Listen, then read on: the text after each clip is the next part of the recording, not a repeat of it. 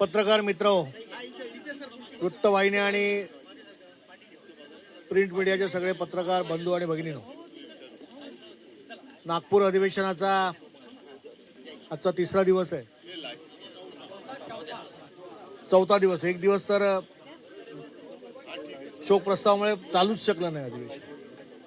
त्यामुळे आज या अधिवेशनासाठी महाराष्ट्राचे माजी मुख्यमंत्री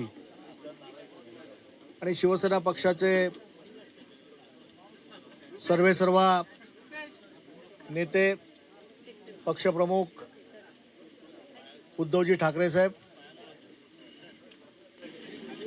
हे आज नागपूर अधिवेशनासाठी विधानसभेत आलेत. विधान परिषदेमध्ये ते गेले होते आणि त्यानंतर आता ते पत्रकारांना भेटणार आहेत. येणारे पुढचे सगळे दिवस ते नागपूरमध्ये अधिवेशनासाठी असणार आहेत. या अधिवेशनाच्या निमित्ताने आजची जी पत्रकार परिषद होते त्यासाठी शिवसेना नेते आदरणीय आदित्यजी ठाकरे उपस्थित आहेत. विधानसभेचे गटनेते भास्करराव जाधव उपस्थित आहेत. विधान परिषदेचे गटनेते अनिल परब आहेत, मिलिंद नार्वेकर आहेत, अजय चौधरी आहेत, सुषमाताई अंधारे प्रवक्ता म्हणून उपस्थित, आणि शिवसेना पक्षाचे विधान परिषद आणि विधानसभेतले सगळे आमदार या पत्रकार परिषदेसाठी या शिवसेना उद्धव बाळासाहेब ठाकरे पक्षाच्या कार्यालयामध्ये उपस्थित आहेत.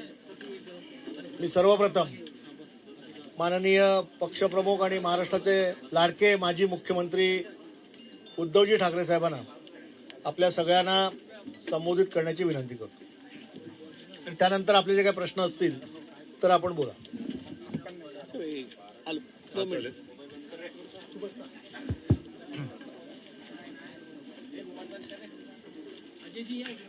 महाराष्ट्राच्या विधिमंडळाचं हे अधिवेशन महाराष्ट्राच्या उपराजधानीमध्ये सुरू आहे. अधिवेशन मला वाटतं अर्ध्यावरती आलेलं आहे. उद्या संपणार का रविवारी संपणार ते आज उद्यामध्ये ठरेल. नागपूरमध्ये साधारणतः विधिमंडळाचं अधिवेशन हे विदर्भासाठी आणि साहजिकच आहे महाराष्ट्रासाठी घेतलं जातं. सोमवारपासून हे अधिवेशन सुरू झालं. आजपर्यंत म्हणजे आज गुरुवार आणि अधिवेशन तसं म्हटलं तुम्ही म्हटलं जे सांगितलं की मध्यावरती आले. विदर्भासाठी या अधिवेशनात नेमकं काय दिलं गेलं हा सुद्धा एक विषय नक्कीच या निमित्ताने उपस्थित केला गेला पाहिजे. हे वर्ष जे आहे फार विचित्र गेलं आपल्याला. महाराष्ट्रावरती कधी नव्हे एवढी मोठी आपत्ती ही अतिवृष्टीच्या रूपाने कोसळली. मी स्वतः मराठवाड्यामध्ये फिरलो. विदर्भातले आमचे आमदार आणि सगळे शिवसैनिक तसं महाराष्ट्रभरच अतिवृष्टीने हाहाकार माजवला.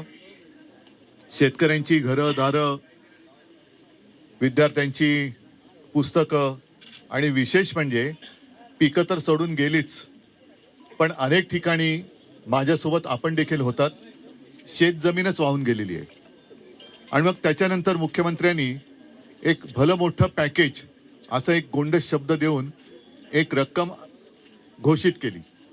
त्या पॅकेजचं पुढे काय झालं का त्या पॅकेजचं पण ठिबक सिंचन झालंय हे कळायला काय मार्ग नाहीये.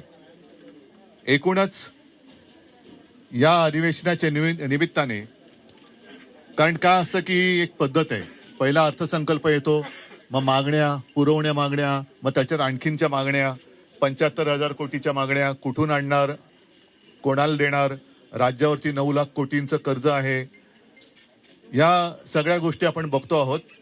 पण एक मुद्दा मला या अधिवेशनाच्या निमित्ताने उपस्थित करायचा आहे.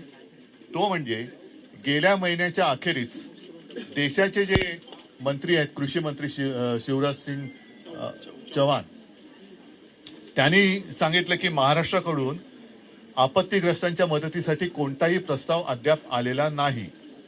आणि हे राज्य सरकारचं बिंग त्यांनी फोडल्यानंतर घाईघाईने शेवटच्या आठवड्यात एक प्रस्ताव केंद्राकडे पाठवला असं जाहीर करण्यात आलं. आम्हाला आता जाणून घ्यायचंय की हा नेमका प्रस्ताव काय गेलेला आहे, किती रकमेचा गेलेला आहे, त्यातून कोणाला मदत होणार आहे. राज्य सरकारला मी पण आहेच विधिमंडळामध्ये, आपण भाग पडलं पाहिजे की हा राज्याच्या मदतीसाठी जर का आपण प्रस्ताव पाठवला असेल तर तो पटलावरती ठेवला गेला पाहिजे. राज्यातल्या जनतेचा, शेतकऱ्यांचा हा अधिकार आहे की मायबाप केंद्र सरकार आमच्यावरती दया दाखवणार आहे की नाही, आणि ते दया दाखवण्याच्या आधी राज्य सरकार हे नेमकं कसं तिथून मदत आणणार आहे. कारण डबल इंजिन सरकार आहे, त्याच्यामुळे 2 इंजिनचं सरकार एका इंजिनकडनं दुसऱ्या इंजिनाकडे, दुसऱ्या इंजिनाकडून परत पहिल्या इंजिनाकडे अशी नुसती ढकलपंची करणार आहे का खरोखर ही मदत पाठवणार आहे. आणि ती मदत तुमचं केवायसी बीवायसी सगळं करणं, आता या सगळ्या मदती त्या खातर जमा करण्यामध्ये अडकलेल्या आहेत. म्हणजे पीक विम्याची सुद्धा तुम्हाला कल्पना आहे की ती जी काय मदत व्हायला पाहिजे ती मदत करण्याचे ते जे ट्रिगर होते तेच काढून घेतले गेले. त्याच्यामुळे मदतीची थट्टा झालेली आहे. 1 रुपयाचा पीक विमा, 6 रुपयाचा पीक विमा, 21 रुपये असे चेक आलेले आहेत. मग हे जी शेतकऱ्याची थट्टा करणाऱ्या कंपन्या आहेत त्याच्यावरती सरकार कारवाई करणार आहे का? आणि असे अनेक प्रश्न आहेत. या प्रश्नाच्या निमित्ताने हे अधिवेशन जे सुरू आहे त्याच्यामध्ये सरकारकडनं जनतेला उत्तरे मिळाली पाहिजेत. कारण प्रश्न विचारले जातात, व्यथा मांडल्या जातात, राज्याच्या किंवा जनतेची गाऱ्हाणी इकडे मांडली जातात, पण नुसती वेळ मारून नेली जाते. हा आतापर्यंतचा अनुभव आहे. त्याच्यामुळे या अधिवेशनात याच्यावरती काय उत्तर मिळते आणि कार्यवाही दोन्ही काय होणार आहे त्याच्याकडे सगळ्यांचं लक्ष आहे. आणखीन अनेक विषय आहेत, पण पहिलं आपण जर काही प्रश्न असतील तर विचार, मी त्याच्यावरती बोलतो. सभागृहांमध्ये विरोधी पक्षनेता नाहीये, घटनात्मक अधिकार मात्र अद्याप दिला गेला नाही, नियुक्ती करण्यात आली नाही विरोधी पक्षनेता. मी हे तुम्हाला का बोलायला सांगितलं, कारण हे प्रश्न तुम्ही जे विचारणार आहात तेच प्रश्न जनतेच्या मनात आहेत.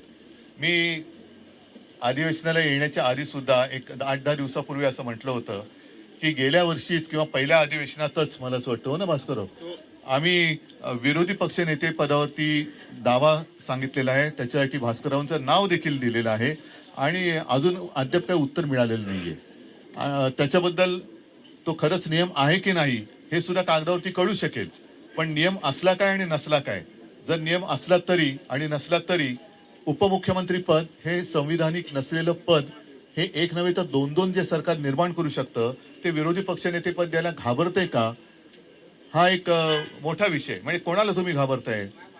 एवढं सगळं मजबूत सरकार आहे, किती 200च्या वरती जागा निवडून आलेल्या आहेत, केंद्र सरकारचा मोठा आशीर्वाद तुमच्यावरती आहे. एवढं असल्यानंतर विरोधी पक्षनेते पदाला तुम्ही घाबरताय का? आणि जर विरोधी पक्षनेते पदासाठी नियम लावणार असाल तर उपमुख्यमंत्री ही असंविधानिक पदं ही रद्द केली गेली पाहिजेत. ते सुद्धा जी काय त्यांच्याकडे खाती असतील त्या खात्याप्रमाणेच ते मंत्री ओळखले गेले पाहिजेत. कारण भाजपच्याच लोकांनी सांगितले की नंबर 1लाच महत्व असतं, 2 आणि 3ला काही महत्व नसतं. त्याच्यामुळे ते बिन नंबराचे जे मंत्री आहेत त्यांचं काय महत्व नाहीये महाराष्ट्र लोक.